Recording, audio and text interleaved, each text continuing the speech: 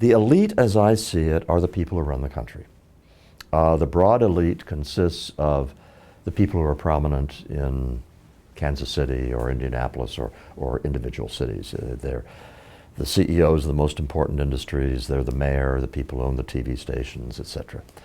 The narrow elite are those people who have effects on the nation's culture and economics and politics. That's a very small group. You're probably talking about fewer than 100,000 people altogether who have that kind of power.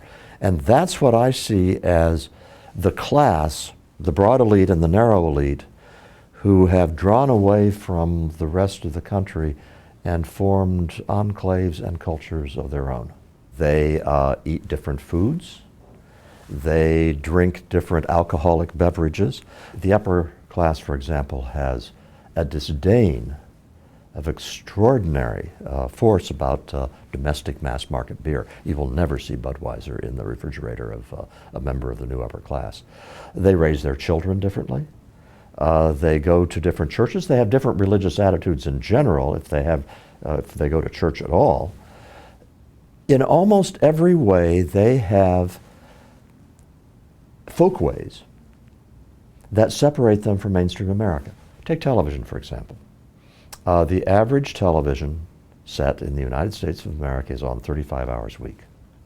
That's probably too much, but the fact is the people who are watching that television get an exposure to a popular culture in very large doses. What does the new upper class watch on television? Downton Abbey, Mad Men, the more adventurous probably watch Breaking Bad, but aside from that, they don't really watch TV. And in fact, a lot of them will say to you, gee, we don't even really have a TV anymore. Okay, that's fine. I'm not saying there's something virtuous about watching TV 35 hours a week. I am saying that when you have that kind of divergence in that single behavior, you have part of the reason that you have an ignorance of, and oftentimes a disdain of, mainstream America by the new upper class, which is very problematic in terms of the future of the country. One of the things in the book that really worked was my bubble quiz. You know, I faced the problem of, because my audience really is upper middle class and upper class people, especially young people, and I wanted to convince them of the degree to which they are isolated in many cases. And since a lot of times you can't bring too much quantitative data to bear on that, I said, well, I'll let it prove them to themselves. So I have a 25-item quiz in it, and a high score means you are not in an upper middle class bubble, and a low score means you are. So some questions are, the importance is very obvious. Have you ever lived in a neighborhood in which more than half of your neighbors did not have college degrees, for example?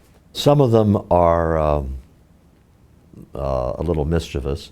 Have you ever stocked your refrigerator with mass market American beer? Since the signature of, one of the signatures of the new upper class is that all their beers are handcrafted, small batch boutique beers.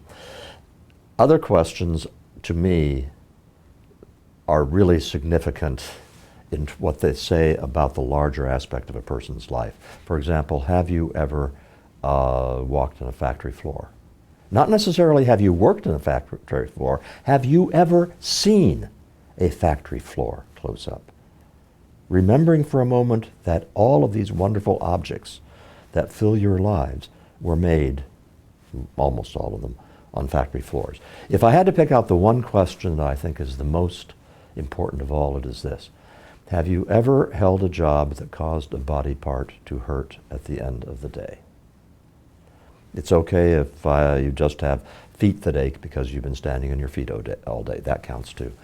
But if you have never held such a job, you are intrinsically, inherently, ineluctably unable to understand the lives of a great many of your fellow countrymen who do hold such jobs. I hope that the quiz has had a salutary effect on bringing to people's attention the degree to which they live in a bubble that seals them off from an awful lot of their fellow American citizens.